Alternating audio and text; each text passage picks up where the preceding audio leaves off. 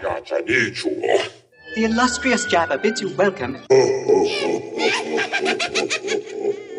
I'm going to regret this. I'm Pete Mitchell. He's Peyton Jones. And this is the Church Planter Podcast, brought to you by Church Planter Magazine.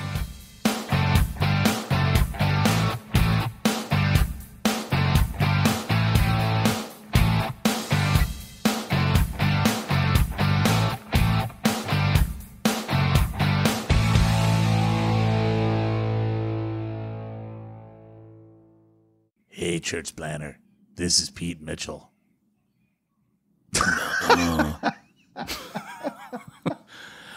Here I was totally ready to butcher the intro by coming in. When you go, hey, this is Pete Mitchell, I was going to go, nuh-uh. And I threw you. You threw me. I was like, do I do it in the weird voice? Was that like the Bandito voice? Like, we don't need no stinking podcast. Is that what that was? The Church Planter Podcast isn't the podcast that planners deserve, but the podcast they need. Definitely not the podcast you guys deserve. No, that's for sure. We think way better of church planners than that. Not so much you guys listening, because you listen to this. I mean, that took you down a peg or two. You know what I always find fun is when our pastors reach out to us and ask us to pray for them. And I think to myself, oh, okay, you actually see me as a Christian after listening to the podcast. Okay, cool. All right, I'm down. Well, it's kind of like I said to you this morning that, hey, if I need a guy in my corner, like if I go to prison, you're a good friend to have. We actually had this conversation. Not that I'm in danger of going to prison. It just came up. Well, as you it never does. know. It could happen. What you guys don't know, some of you do, there is a pre-smack that happens, but I think this is just what happens. We have the smack talk, and then we just start a podcast, like partway through. So, other podcasts have the pre-show. Sometimes I wonder, we should have a pre-show. And if you give me $5 a month, you get to come to the pre-show. Well, we did. We actually had secret podcasts. Did we? But they were called the Bivo Inner Circle, and you had to pay us. That's what that. I was wondering why we were doing that. Those were secret podcasts that we did twice a month. Yeah, Those were cool. Actually, I remember a couple times going, "That was really good." I remember one time you turned over the ministry podcast to me, and you're like, "I can't be there. You got to do it." And I'm like, I have to get on the phone with all pastors and give them value about ministry. Oh my gosh! Are you and out of? I muted the line. Like no one was allowed to talk. I'm like, nope, no one can say a thing. I so get that because there was a time I think you asked me to do the same, and I'm like, oh crap! I got to talk about ministry the whole time because there's no way I can do the business side of it. Hey, so Peyton, what's the widget? I don't know what a widget is. What's the weenus? I don't know what that is. Hey, you leave my weenus out of this. Friends reference right there. They sneak up on you. Oh, man. So last week, I had 2 shooting competitions. And I got to tell you, man, I did really, really well at the first one, which is to be expected. At this particular shooting competition, as I was telling Dan Sams, if I'm not in the top 3, then was I even trying? Because I'm not going against hardened gunfighters in that one. And then the one I did on Friday, you would have loved to have seen this. This was a 2-gun event. Ooh. So we got to use... Kind of like a sheriff? No, I have no idea what that means at all. Well, to me, a sheriff, you come in, you walk through the saloon door, and you got both guns blazing. Listen up, everybody. No. Something like that. Maybe it's a gunfighter. Yosemite Sam. That's the mental picture I'm going for. The rootinest, tootinest gunfighter and all that. When he comes through and he's always got 2. And he's a sheriff, so, Yeah. No. No, this was actually 2-gun. There's lots of different shooting competitions. 3-gun is a famous one. And what that means is part of the course you're using a pistol. Part of the course you're using a rifle. Typically, it's going to be an AR-15 style rifle. And part of the course you're using a shotgun. So it's 3 guns, right, that you use. 2 guns is because we're at an indoor range, and indoor ranges usually make you shoot slugs out of a shotgun, and you would just be like toast if you had to shoot slugs all night. It just would not work. So, did you leave? You muted yourself. I'm right here. I can I'm always right tell here. when you mute yourself. I can tell. I know. Well, especially with all the background noise Exactly. going on in my the birds house. stop chirping. The kids stop screaming. I feel like I'm alone on the podcast. I'm all alone. You have to trust me. I'm muting for a reason. I'm sure Believe you me. are. I'm sure you are, but it makes me feel alone. I'm insecure. I'm Right insecure. here. I'm right here. I'm right here. Dude, I got like flashbacks ET said. of ET. Yeah. I'm right now. I'm. My finger is glowing, and I'm putting it right on your heart, on your bosom, if you will. And I'm saying, I'll be right here. That was the world. And I'm muting again. So anyway, yeah, it was AR-15 and pistol, and it was a crazy night. I got to do the live streaming, so I brought my my live streaming equipment, and I was like, man, I bought this equipment like 2-3 years ago. We've never used it, and all I was thinking was, you and I need to do more live streaming because this is actually fun. Like, it worked great. We live streamed the That's whole 4-hour rad. competition. Yeah. Are you serious? Yeah. We do need a live stream for sure. Yeah. Then I went back and I rewatched my parts, and my parts out of 4 hours of sitting there was like a total of 1.5 minutes. I mean, it's like That's rad. all you do is stand around. Oh, good, it's my turn. Bam, bam, bam, bam, bam, bam, bam, bam. Stand around. Oh, my turn again. Bam, bam, bam, bam.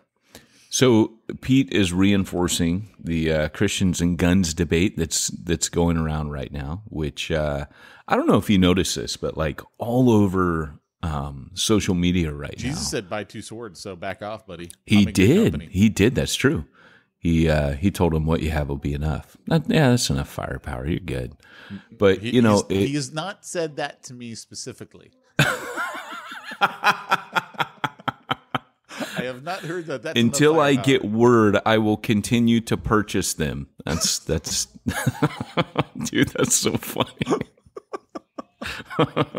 I'm just saying. What was I it haven't the heard other that. day you said, and I couldn't stop laughing? Was that on the podcast? I don't know. You said something the other day, and it was on our last. Oh my gosh, dude, I haven't laughed that hard in so long. What was it? I remember. I don't know. something Remember, funny. it was towards the end of the podcast, and I could not stop laughing. Yeah. I don't know. It was right at the end of last week. That was the funniest thing you've said in a long time. Yeah. Yeah. But I'm a funny guy. no, that right there is a classic. He hasn't said that to me. Oh man, it's funny because I haven't invested in any more firearms in a while because I kind of feel like I've got everything that I want to get that I can get in California. Yeah. So there's other stuff I want. Oh, that I the can't get in dilemma. California. The dilemma. You know, it's funny because that's not my my jam, right? Like, I think if they told me like we're going to take away your ninja swords and throwing stars, I might jump out there and Those are buy illegal. some. Those are, by the way. Oh no, they're not. Yeah. So what state do I got to go to? Pretty much anyone other than California or New York. I mean, those are They, like the you're no-go serious? states. They actually. So what about my batarangs? Because I actually own. Dude, almost anything that's cool is illegal in California. Dude, I own like 4 But batarangs. that stuff's been and illegal they're for decades. no, but dude, they're like actual batarangs. Like, Okay. like you can throw them at Actually things illegal. and they'll chunk. So I can't own those. No, not technically. Oh dang! Because I don't.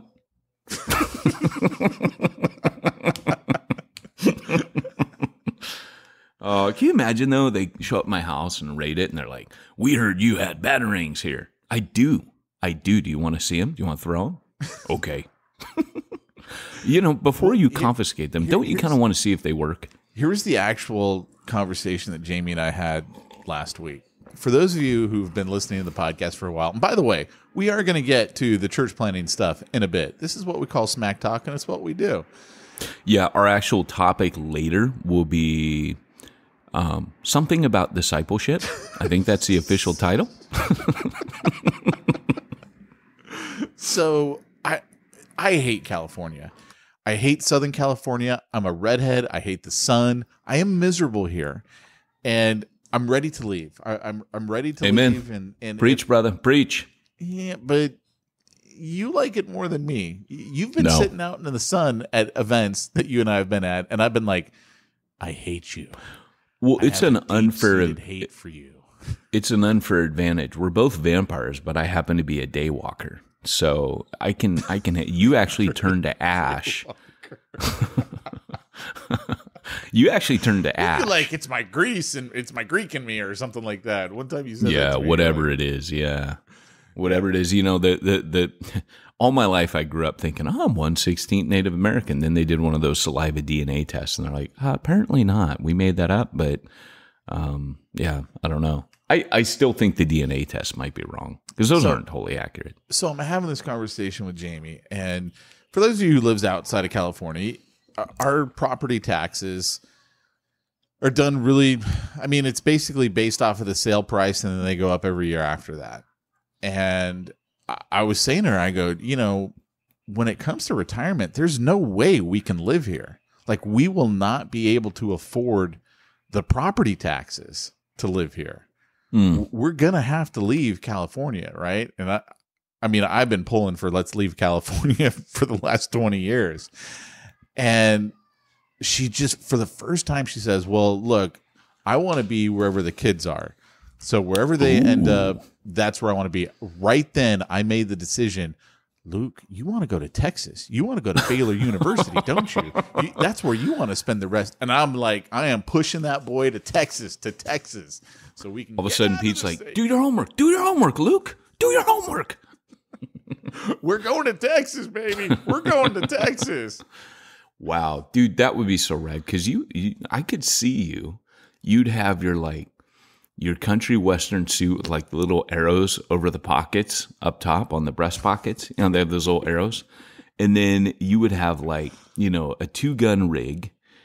And then you'd have your ankle 100%. And you'd have something tucked in the back. And then you'd have jeans. I'd be having those boots too. I'd be wearing boots and a cowboy hat. Oh, that's my people. Well, I was going to say, you'll have a holster. Knowing you'll have like this big giant cowboy hat. And you'd be like, Pete Mitchell.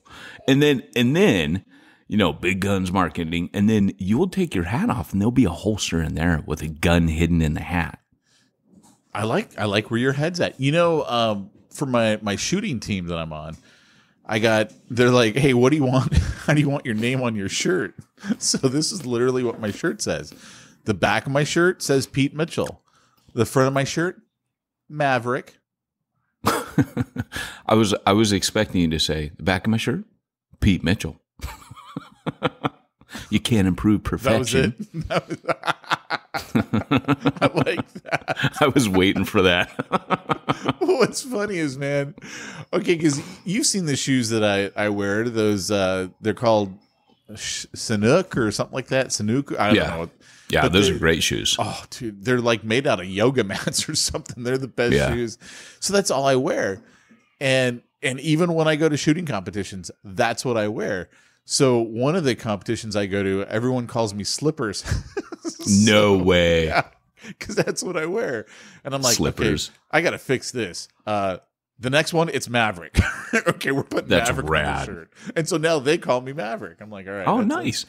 And those of you that don't know, because you didn't grow up in the 80s, you poor kids, Maverick next year they'll know. Top Gun 2 comes out. Oh, nice. Top Gun, Pete Mitchell, Tom Cruise's character. It's actually called Top Gun Maverick next year. No way. Yeah. Oh, it's a good year for you. This is the year of the Maverick. I'm telling you. I better not suck, too.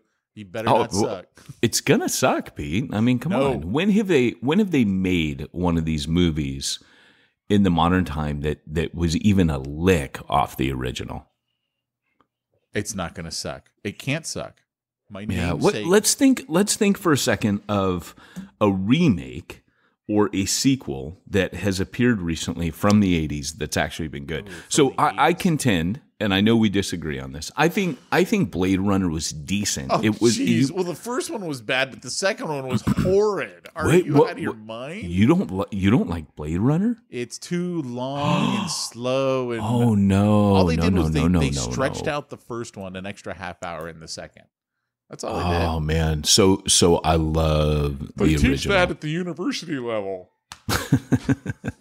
So I love Blade Runner, and I liked, but I did not love. I mean, you and I went and saw it together, and I remember at one point I look over at you during the soundtrack and go, right in the middle of the theater, like super loud.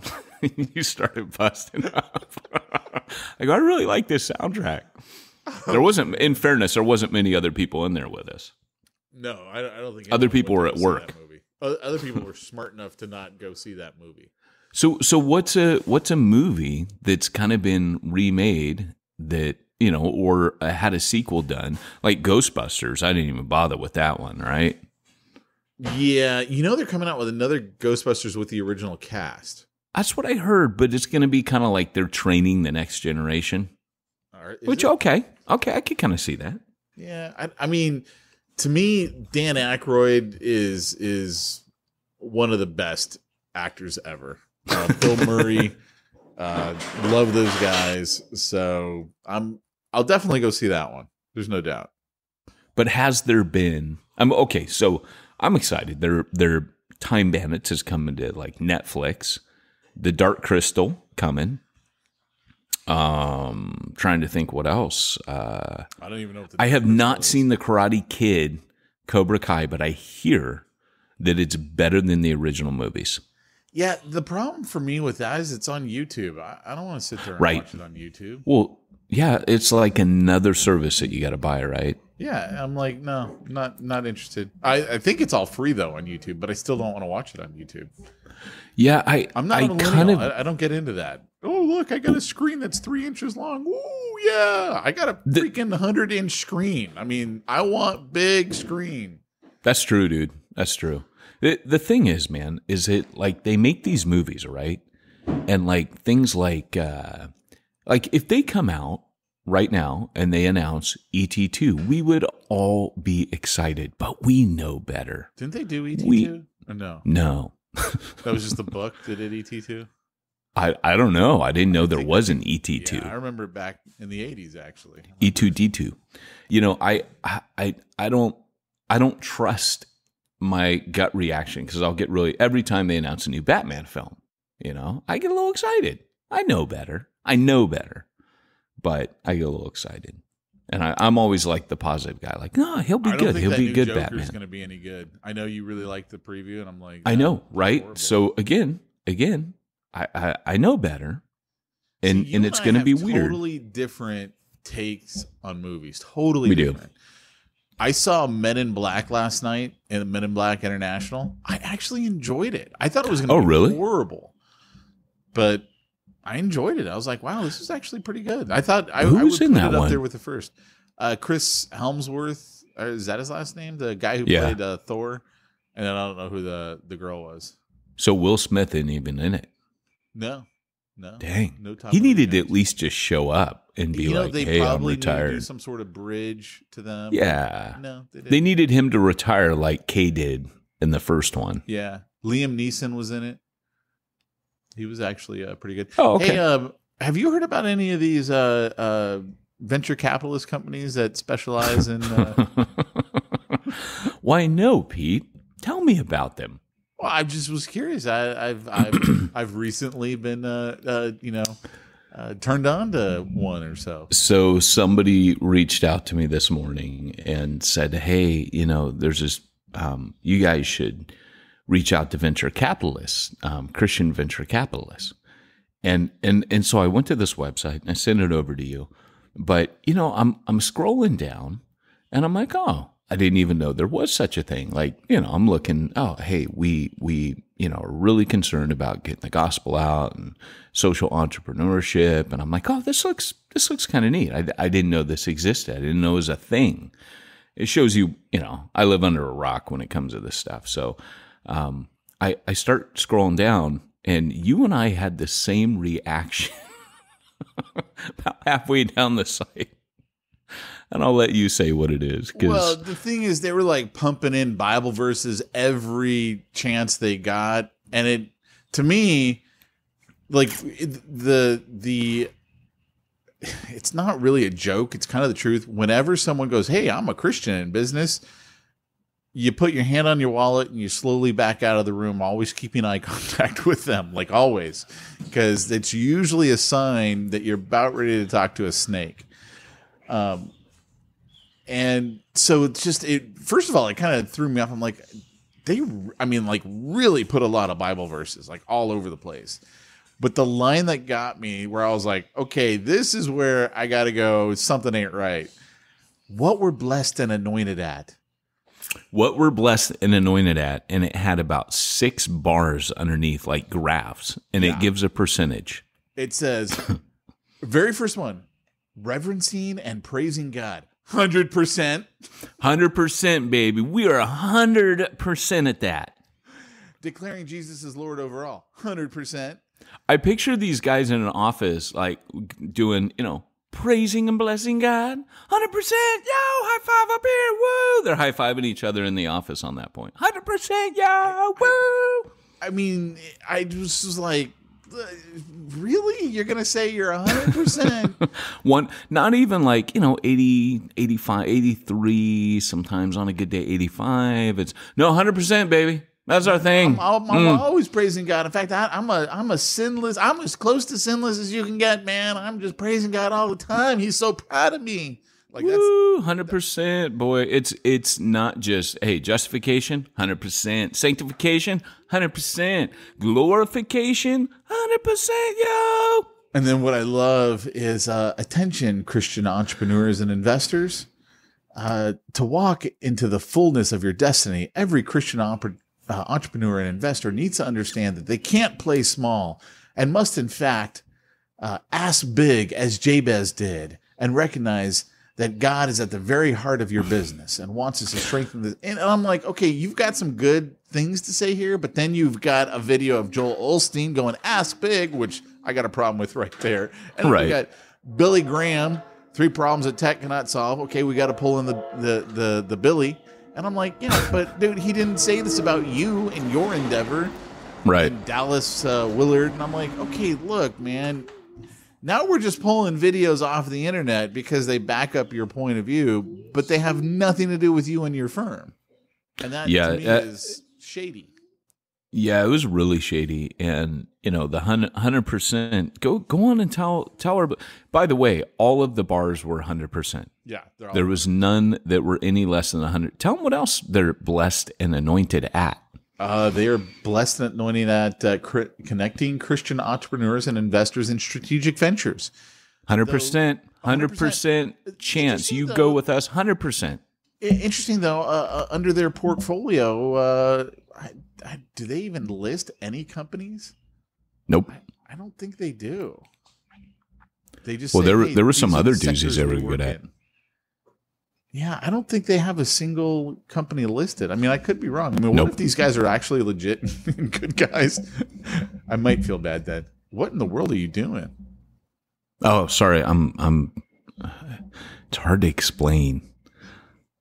My microphone has a sharp edge on it. Hold on. I went to the wrong page and man, I got audio playing. You got what? Dude, they got a stinking autoplay background video. Are you kidding me? Are you kidding me? What are we in? 2000s? You can't see that doesn't sound as cool as saying the 1990s, right? You can't just call it the 2000s. They're partying like it's 1999, baby. Yeah, well, hey, this train's the psychographic characteristics of faith-driven consumers. 100%. They get Christians, basically. What else? What else? I want to hear the rest because one of them the financial power and loyalty of the faith-driven consumers. The financial power and loyalty. How well do they understand the mind of the consumer, Pete? How well? Well, of the Christian faith-driven, 100%. 100%. Wow, I'm super impressed. That's amazing. 100%. Understanding the trends and demands of the Christian retail market, 100%. Omniscient. I mean, I just wish they would put that. They just put omniscient. How good are we at this? Omnipotent. Where can we be? Omnipresent. Yeah, interesting. It's like God's website. It's like we found God's website. I know, right? God.com. That they use, some of the verses that they use are taken out of context. Like it fits what they want, but if you know the verse, you're like, yeah, that's not the context. You're totally taking a verse and just applying it to your thing. And it doesn't really fit. That's rad. I noticed that on some of them. I'm like, and what I love too is they said somewhere like purpose driven, and it hyperlinks to the cover of Rick Warren's book. I'm like, but Rick's got nothing to do with this thing. You would be using his name everywhere if Rick was like an investor in this, and he's nowhere on this. Wow. I was like, yeah, something ain't right here. Something. So everybody, yeah, definitely hot date with venture capitalists. Yeah. Guys, definitely head over there and sign up today. No, just joking. By the way, your first hour is only $150 to consult with them, which you must do that before they'll do anything. Oh, so you pay them, not they pay you. It's you pay. Oh, I see how this works. They get paid, Yeah, absolutely. Wow. This is an interesting model. 150 an hour to do nothing. Idea, you're like, wait a second. If I do this, will this work for me? Well, so guys, just whenever something seems too good to be true, it's because it is. So 100%, they're going to take your money. 100%, you're going to pay them. Blessed and anointed, 100% at taking your money, sucker. So, hey, I'm always encouraged when I see such behavior, but a fool and his money are easily. I'll never forget a pastor friend of mine who he left the ministry, went into the business world, and he said, whenever I hear somebody say to me, I am a Christian businessman, the first thing I do is I reach for my wallet to make sure it's still there. Yeah. So let that be a lesson to you, folks. So should we actually get into our topic? We probably should. Doc, can you kick us off, please? All right, Scott, it's time for this week's topic. Let's get down to the nitty-gritty.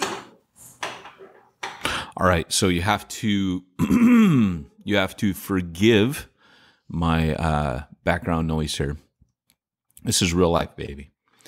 So today we're going to talk a little bit about discipleship. Discipleship, a little something I like to talk about occasionally. Basically, as you know, Anna and I are planting a church. We're doing it with Bo and Mary Moffitt here in North County, San Diego. You won't find a website. We're not collecting money for it. We're not 100% blessed and anointed collecting your money, but not going to do it. Read my lips. No new donations. But here's the thing. Our deal, and maybe this is where, New Breed, a lot of what we've done, stuff I write, definitely what I do on the ground. It's a little bit different. I don't go out there and raise a bunch of money. We're talking about venture capitalists, and I just don't start there. I don't see that as the place to start. For me, it's almost like you got to earn the right for people to want to donate to your cause. In fact, the way that I've seen people give is when they see the work on the ground, not when I come at them and I say, hey, this is what we're going to do. This city sucks, but when our sexy church gets there, it's going to suck less. We're going to transform this whole city. That's what we do. We're going to plant 100 churches in 10 years. And everybody goes, whoa. And it's a bunch of bunk. I mean, think about it, guys. Out there today, people are like, we planted, 20,000 churches in the last 10 years or whatever it is. Did you know that a lot of those churches, those same churches, other organizations, other churches are claiming? In other words, they might give $25 a month to that church, but now it's one of their church plants. right? So there is a bunch, just like this venture capitalist thing that we're talking about, there is a lot of falsification They're out like there. just claiming, Oh, dude. oh, because we give you $25 a month or, 50 Are you or kidding? 100 or whatever, you're now our church plant? There is like one church out there that probably like 1,000 different churches are claiming that they planted. And the numbers get falsified. I mean, like there might be a home group startup and now that's a church. We planted that, because what you're talking about with a lot of these churches, like when you hear someone say, I planted 500,000 churches over the last 100 years or 10 years, or 50,000 or whatever it is. I mean, I hear these numbers and every time I think it can't get any bigger. It's like the megalodon. No, there's a megalodon. So great white isn't the, nope. Bull shark, nope. Megalodon. And you go, really? But the megalodon doesn't exist, right? Like, okay, might have existed once, but it's that kind of thing. And then there's always people out there, well, maybe the megalodon does exist out in the ocean. So you hear these figures and you know in your mind that's impossible, right? The early church didn't go that fast. And I know we wave the magic wand of India over it and say, well, it's India, it's China. There's tons of people, but the figures are very misleading. Yes, there is explosive growth. There's also a lot of heresy over there, and I'm not knocking it. I mean, what happens in Southeast Asia and in parts of India and Pakistan and stuff, it's cool, like the underground stuff, that's really cool. But there's also, with the rapid movement, there's also an imbibing of the faith movement. These are just things we never hear. Maybe some of the churches that people are claiming, really they oughtn't to be claiming, but yes, they will contribute money towards some of these churches. And then because I get these every day, and surely some of our listeners do too, where I'll have a guy from Pakistan or Kenya or wherever reach out to me and he'll say, hey, God bless you. You were so essential to our ministry. And he's doing that nonstop all day. He's reaching out to tons and tons of people. And the reality is he's probably got like 20 people, but he'll send a bunch of photos. So over the years, I've gotten to know some of these guys and just kind of, it's not hard to see behind it. And bless them, they live in really poor parts of the world. But, every time that you get behind some of these things, I could easily say, well, I give $10 to this dude, or I do this and I have helped plant that. We are a sending church to that. And that kind of thing happens like crazy. And so that was a huge tangent. But it's good to know this stuff. I mean, it is good to know that this stuff is going on all the time. Numbers are greatly falsified. I've seen it. I see it in my own backyard. I see it here. And then when I actually go to the church and I check things out, it's not what was communicated via the prayer newsletter, if you know what I'm saying. Yeah, no, I get that. I mean, you and I were talking about this with another organization who was like all excited about the percentage increase, and they were taking, credit for it. And you were telling me the story, and I'm like, yeah, but that's in the margin of error. Like, this is a national stat. That's in the margin of error, but they're claiming that they're responsible for growth that literally could be just part of the margin of error. Right. And yeah. Yeah, and it happens all the time. Like this year has been, for me, a year of watching numbers thrown around there with, I would say, a complete lack of integrity. And it bothers me because a lot of times it is about money. If I throw these numbers out, people will come with their pocketbook because it sounds good. And I got to just kind of say, this is an aside from the actual discipleship conversation I want to have. But I do think, you at some point you got to step back and say, is God real? It's the Ananias and Sapphira thing where God was like, look, don't be falsifying numbers and don't be playing fast and loose with money that's meant for mission. There are church planning networks out there that they will do things with money that are not, it's not right. And I'm not going to go into all of it. There's a lot of corruption out there when it comes to the kingdom, and nobody wants to talk about it because it's a tough word, though. I mean, even saying corruption as opposed to not wise, not, ideal, could have been better. I mean, but that's just straight. You're using the term corruption. Do you really mean to use that term? Yeah, I do actually. So, for example, good. So a buddy of mine was at, he works very closely with different organizations. And he was at an event where they were like, hey, all this money is going to be raised and given to these church plants in this city. And so they had all these guys from that area, and they through this organization, they went and they got up front and spoke about it. And this friend of mine, he ran their website, and so he knew everything. He hooked up their online giving, he this, he that. And when it all came down to it, what it was is they had collected all the money, and what they gave the church plants was services, rather than not any of that money. And there was something in fine print that they went and pointed back to, even though verbally they had pointed that, hey, we're raising all this money for this city to fund them. And it was said to fund them. But really it was services. And so, like I'm always careful with New Breed to point out that we do not fund church planners. We train them. But we train them at either zero or minimum cost, which that's what we do. That's our funding model. We've always said we're not a funding network. So if you give to New Breed, you're giving to the training of a church planner, but we're clear about that up front. We don't say, hey, we're throwing all this money at church plants. And there are networks and there are organizations that they will collect the money and it will not go to the church plant, right? None of it will.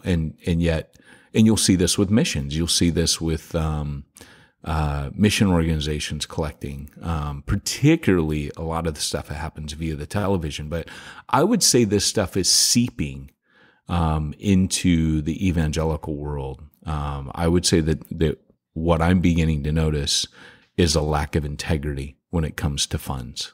Because it's easy to get. It's interesting you bring this up, and I know this isn't our topic, though. Maybe it should be.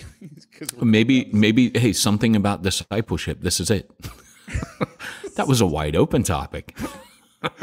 Well, let's talk about corruption. Let's talk about corruption and money in church planning. I just want to make a comment, really, and that is, I had two church planners reach out to me. I had donated to what they were doing, and one of them, and I didn't realize it until this conversation. But the first one, I remember when he called me up. He's like, "Hey, look, I want to let you know what's going on," and decided, we're actually going to leave this area, so that church plant's not going to happen, and I knew what he'd been doing, right? Like I knew the guy was working his tail off trying to reach his community. And I was realizing as he's talking, like, he's almost coming to me like, will I be upset or mad that I gave to something that's not happening? Right. But at first I was like, what do I care? like literally, I think my comment to him was, what do I care? I mean, okay, if you're moving. What? But then I started thinking about it. I was like, oh, I get it. Other people must be like really upset. Like, oh, I was given to this and then it didn't happen. I'm not given to you and your ministry again, ever, what you do. Right. That's different though. That's different. No, I know, but it goes to show the heart of even the giver. Like, they're concerned about what you do with it. I mean, yes, you do need to be concerned with that to a point. Like, the way I see it, it's my responsibility to honor God and do what he wants me to do with what he's given me. And I'm not trying to say that as like I've been perfect. Believe me, far from it. I was thinking about it even this last week of, oh crap, I got to I got to give the New Breed again. Yeah. Funny, that thought's never like, actually see crossed what I my did. mind. Yeah. But then another pastor was doing a missions trip to, I don't know, Nicaragua or something like that. And so I'd given some money to that because I liked what they were doing.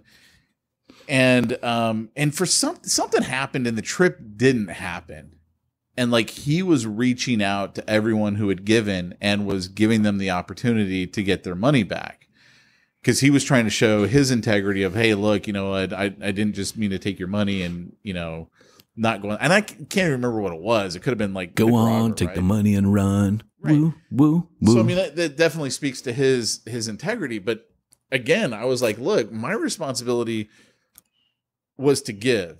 And then boom, I did what I needed to do. It's now your responsibility to do what God wants you to do with that. Right. Like, it's not me to go like double check on you. Oh, are you doing what God wants you to do with that? Are you doing? But then again, I was like, and I really didn't realize it until we started this conversation. Okay. So in other words, people really get bent out of shape about that. Like they must not see it as they're giving to God. They must see it as, well, I'm giving to Joe Blow over here. And what's he doing with my money? You know, is it getting used right? And it's like, dude, I think at a point you got to just like back off, right? Like my job is to give, to do what God's called me to do. And then trust that God is going to use that guy. And of course, if you find out that the guy is a snake or whatever, you know, again, I'm not going to feel bad about it. I'm going to be like, look, I did what I was supposed to do. You're the one that's going to have to face God for what you did. Fine. I'm giving it to someone else now and just not worrying about it going on. But I don't know. I guess I just didn't realize like all of this stuff, I guess, that people are attaching to money when they give to ministry too. Right. Like I never would have thought that churches were claiming, oh, they're our church plant because they give them money. I never would have thought that happened. Oh, no, big time. Big time. And there are churches that are legitimately planting. Like I was talking to a guy who was the planting director, Grace Church in Kansas City, buddy of mine there, Justin Raby, and they're honest. They're like, hey, we planted, you know, they don't falsify. They're like, hey, we planted 2 churches. We just sent out 2 people, and they're literally sending them, you know, and that's rad. And then there's other churches, like I think Hope Church in Vegas. They're not, all of their church planners aren't all necessarily coming up like from inside. They're not raising all the, but what Hope does is Hope will, and this is a good example. Vance Pittman there, great integrity, friend of mine. Jim Britz is head of church planning there, and another guy named Jordan. These guys, they have integrity. So what they'll do is they will set aside a certain number of resources in Vegas, and they'll take guys from all over, and they've got a special heart for San Diego where we are. But they will literally like adopt people from outside, train them, fund them, and then say, hey, we plan it out. But they're taking the full responsibility. Like they're actually shouldering, you know, and taking responsibility for this church planner. They are sending them, they are funding them, they are training them, they're assessing them. So that's legit to me. But yes, when you check $10 to $20 at someone, you don't get to claim that you planted that church. Right. Tell you another on a big note, because I do think it's important that, like we're saying, you know, guys, be aware out there. I do think someone needs to blow the whistle. I do think, I mean, I've debated writing an article on this, just like an expose, like, hey, this needs to stop. You know, like I've had enough and I'm tired of listening to it, and it's bull crap. And 2 things are happening. One, you're actually hurting mission because people are starting to see through the bull crap and see the corruption seeping in, which is going to hurt mission.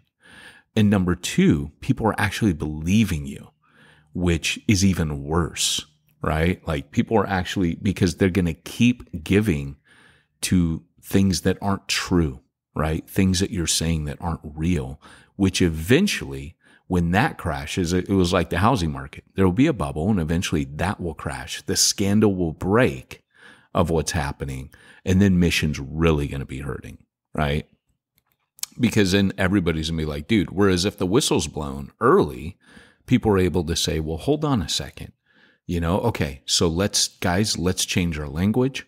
Let's clean house a bit. Let's do what we got to do, right? Let's make this right. Maybe we go back and we redefine how we report our numbers. We redefine what our goals are. If I'm going to say I'm going to plant 100 churches in 10 years, I need to give that money back. if I don't do that, right? Because right now, like, I'll kid you not, I've had people tell me, hey, you need to say as New Breed, we are going to plant this many because that vision inspires people to give. And I'm like, screw that. I'm not doing that. No way. Because if I take your money and I claim I'm going to do something, I'm going to do it, right? Like, I better plant 100 churches if I've told you that's what I'm going to do and I've asked you for money. Am I like the only one that just thinks that's normal? Or can I just say I'm going to plant 10,000 churches over the next 20 years and hope you get really inspired and write me a fat check, and then 20 years from now, are you really going to care?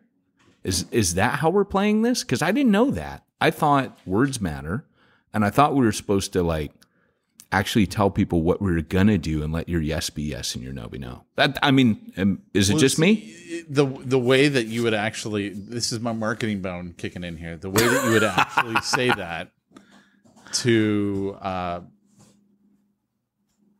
inspire people to support your ministry is you would actually say it just the way you said it. And that is, you would need to either in written format or video format say, hey, you know what? There's a lot of people out there, and this is what they're saying. Hey, we're going to go plant 10,000 churches. I don't know that we're going to plant 10,000. We're working on this right now. Will these all work? I've been at this game long enough to know that they don't always work. But what I do know is that lives are changed, and that's what we're in the business of. It's not about how many churches we get set up. It is about how many lives get changed and turned to God, and that's what we're all about. And I don't even mind. Like, I got a friend, he has trained up 30 planners. His goal is to train 60, which actually is New Breed is, you know, it's funny. We have a very similar model, but his thing is he's like, I want to plant, and he has a number that he says, but the difference is he's working on it. I can literally see him. I don't mind a guy saying that if he's intentionally doing it, because I know this guy is actually doing it. He's actually working on it, and he's putting. Funny enough, this is how I know, because he sought me out and said, "Hey, will you help me train and create a pipeline for this? Because this is what I need to do." And I know he's doing it. I can see what he's done. He's shown me this is where I need a little bit of a step up to get to the next stage. But here's my plan. And I could see, all right, you're actually going to do this. I can see that. There's a difference between that guy who's actually working on it and a guy who is literally just, I'll say and do anything to get that dollar, get that check, get that money. Right? Yeah. That's a big difference. And I don't know, man. Like I'm getting to the point where I'm like, okay, I've had enough of this. I don't want to see this. I want to give a shout out to North American Mission Board, because are they years ago to sponsor us? They're not. Well, then forget that. But I want to say this because I worked very up close with North American Mission Board, and I have to say they acted with integrity on this. They take in a huge amount of money. They're the Southern Baptists, and they're Baptists. Like, let me tell you one thing about Baptists. When it comes to committees, no one outdoes a Baptist. Those guys are accountable. And what I would say is the cool thing, they're organized, they're accountable. NAM has, when Kevin Ezell got in there, he's a guy I deeply respect. When he got in there, they cleaned house. And I mean, he cleaned house. I don't want to say any more than that because, you know, people lost their jobs. And I mean, you know, I don't want to, but he cleaned house. He laid off about, 2/3 of the staff there.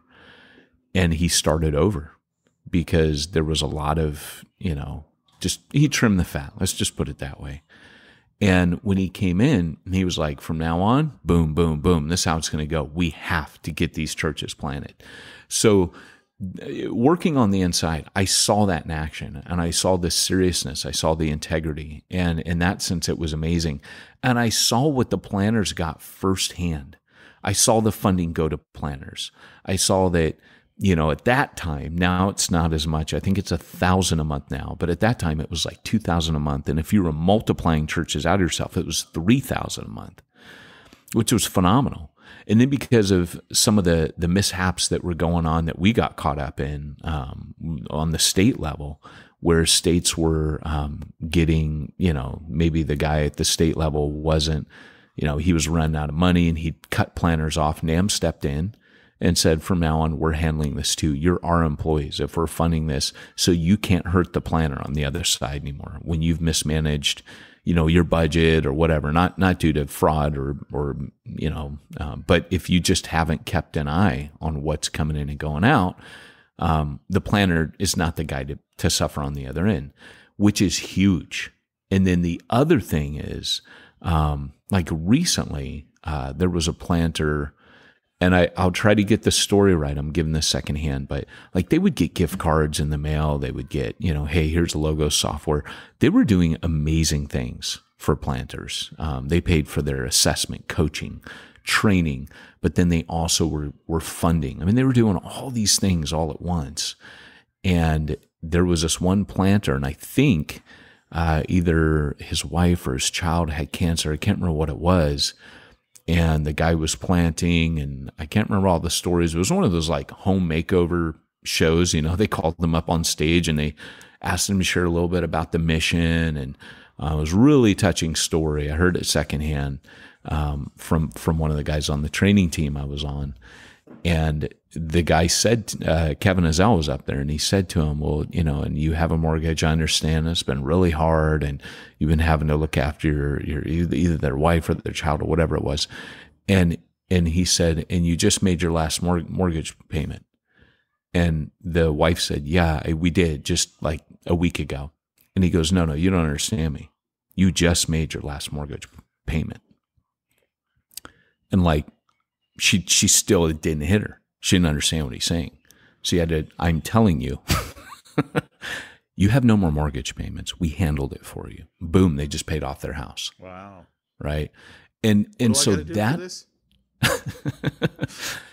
NAM.net. No, NAM, do you hear this? Sponsor us, please. Come on now, come on. But it's funny because, that speaks for itself. Like that's not even what they're telling. They didn't like go and write an article about it and, hey, we're going to do, you just do it. And that's for me, the thing that I think matters that Jesus talks about, where he goes, you just do it. You don't do it for men. You don't do it for approval. You don't do it for this. You just do it because it's a kingdom thing. And so, guys, this is what I'm saying. Kind of like what we're saying. All that glitters is not gold, right? The website we found, 100% full of crap.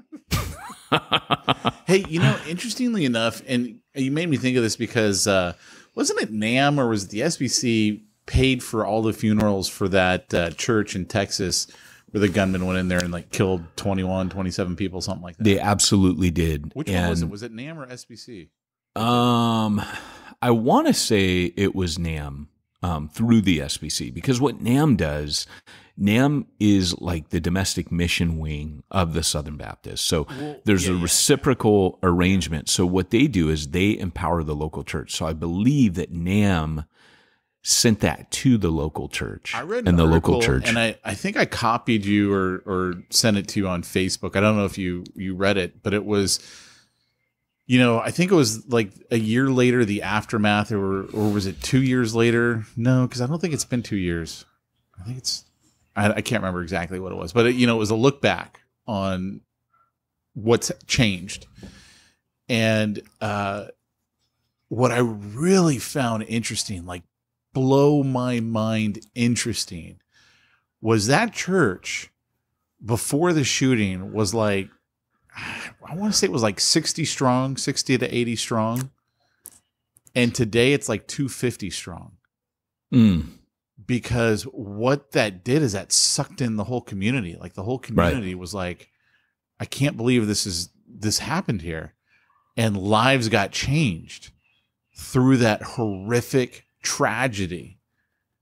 Lost people are now getting saved in that church. Now, I think they don't meet in the same spot. I think they like, I've almost left it like a shrine, the church, but it had grown to 250. In fact, the guy who stopped the shooting, if you remember, there was a guy who was across the street, who was, ironically enough, an NRA instructor, and he just quickly grabbed his AR-15 rifle and started shooting the guy to stop him from killing more people. And I don't think he had his shoes on, because he was like, he was an older guy. He didn't go to that church. He went to another church. And since then, he just decided to switch churches. He's like, look, I got to be with these people. They're literally across the street from me, and I'm a Christian. I mean, he was a strong Christian. Cereal is happening. Sorry, in the background, cereal is happening. I thought it was applause for the story, but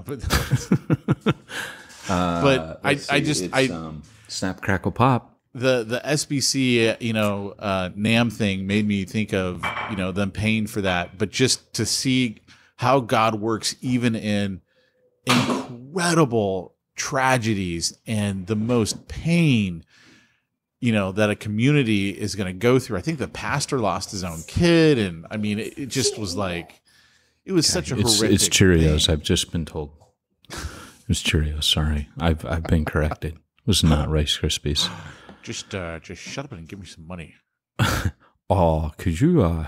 We should have played that soundbite. Oh, could you shut up and give me some money? Here it is. Could you shut up and give us some money? Yeah, yeah. I made my money the old-fashioned way. Oh, wait, no, I got that one on. My money the old-fashioned way.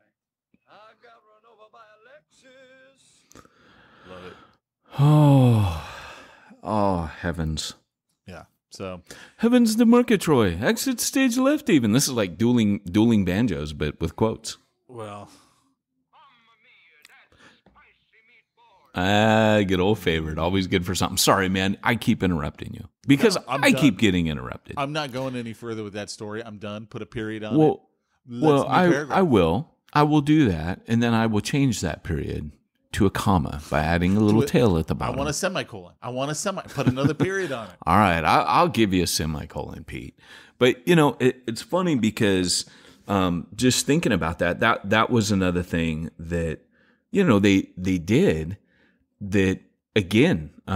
Send relief. So, and we're not being paid. I don't even work for North American Mission Board anymore. But this is what I'm saying. They do it. They do what they say they're going to do. And that to me is fantastic. There was so much accountability when I worked for them. And that encouraged me because I would hear people had been abusing, they give us a credit card and my budget, I would come $6,000, $7,000 under budget sometimes. And hold on. Hey, don't make me come over there, family. So anyways, sometimes you just got to tell them, you know what I mean? Yep. Yeah, I do. Yeah. They've been told. So anyways, so the thing is that half of what they do, so there's the Send network is made up, or NAM is made up of two. The Send network is the church planting side, and the Send relief. See what they did? Send relief.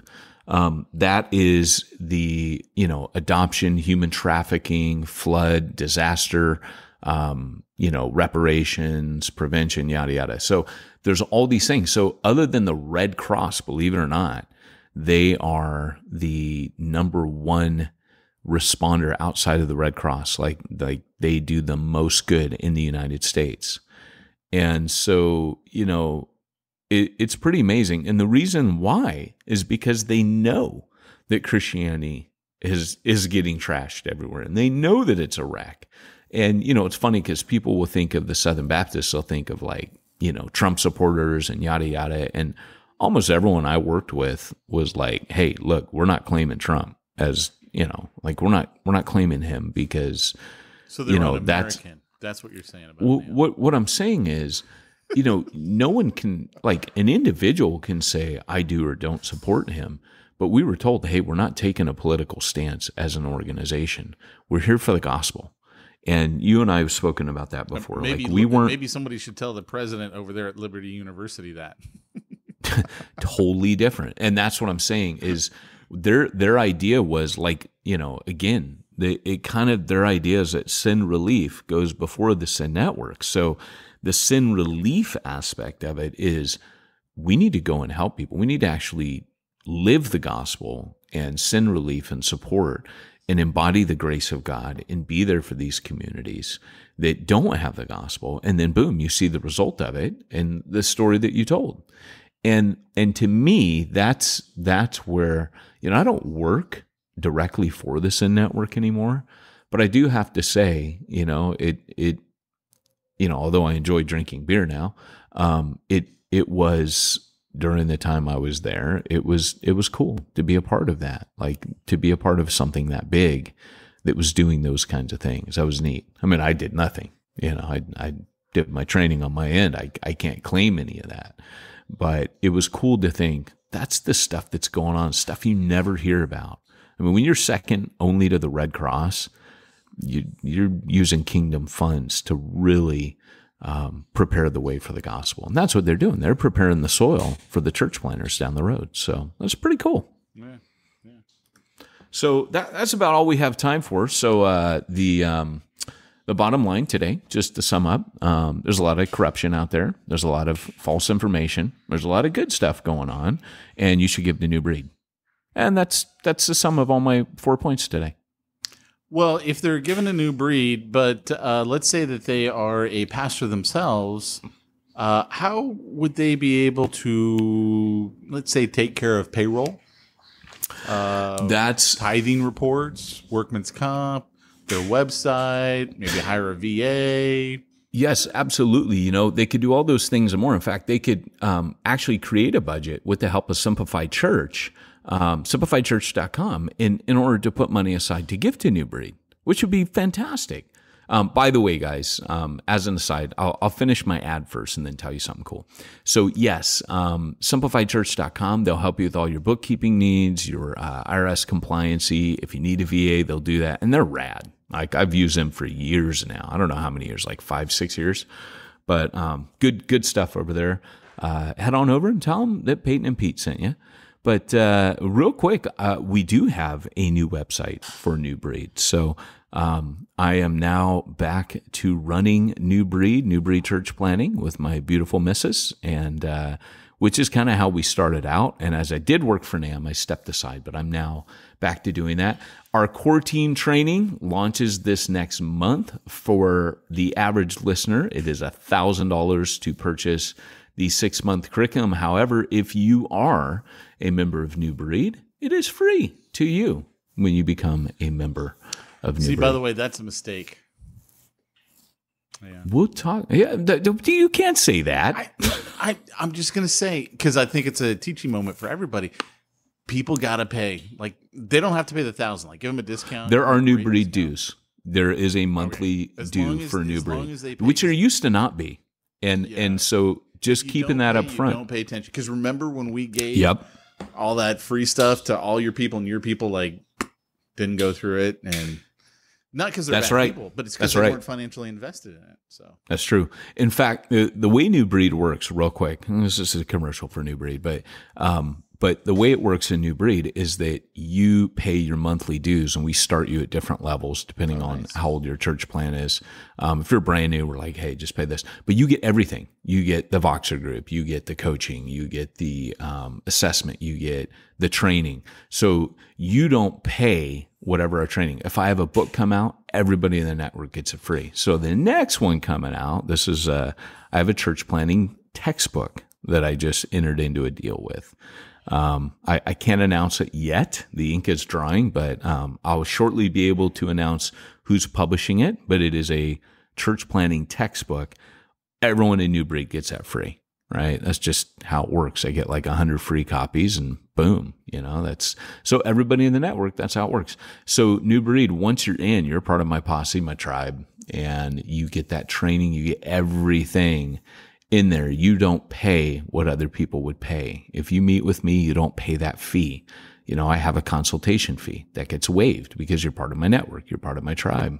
So that is, as Pete would call it, the irresistible offer. You get all this and more for the low, low price of New Breed membership. So, but anyways, that said, head on over to the New Breed website. That's the same address it's always been, newbreednetwork.org. And check it out. Get on the mailing list. Check out what we got. We're back to doing blogs on there, which are the stories of our church planners. And our church planners are pretty wide and varied. I've got a barber in Texas who's like the father confessional, and he does cigar lounges in the week. It leads people to faith there. He's just started playing Dungeons and Dragons. That's a new thing coming around. I don't know if you heard of the old D&D, but that's that guy. That's making a comeback. Dustin? Yeah, I think. Yeah, that's he's the guy awesome. Who reached out to me? He wanted to go through the platinum training. Oh, right. I mean, it's rad, man. Like, we've got guys that are landscapers. We've got, they're all Bivo. I mean, all the new breeders are Bivo. You know Paul, right? All of my guys are Bivo. And that's one of the things that we help. I would say that's a specialty of New Breed. It just works out that way because it's actually a little harder to join New Breed than probably other networks, specifically because we look for certain things and we have certain values and not everybody holds. We're cross-denominational. You can be a part of another network. We don't care. Like you could be any of the networks that we mentioned. We'd be like, yeah, you can join us. We don't care. We're not in competition with those guys, but we'll probably give you things that the other networks won't. We have a specialty and we're kind of known for being the punk rock network. I remember somebody from New Thing once asked, so what is this New Breed? And one of our guys was in both. And he goes, it's kind of like you guys, but a little more punk rock.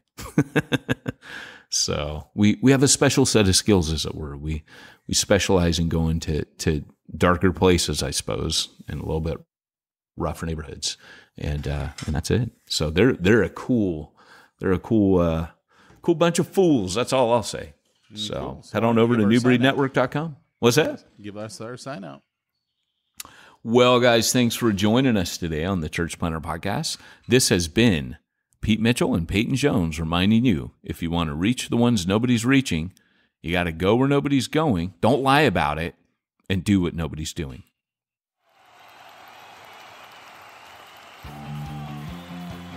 Thanks for joining us for another weekly episode of the Church Planner Podcast with Pete Mitchell and Peyton Jones.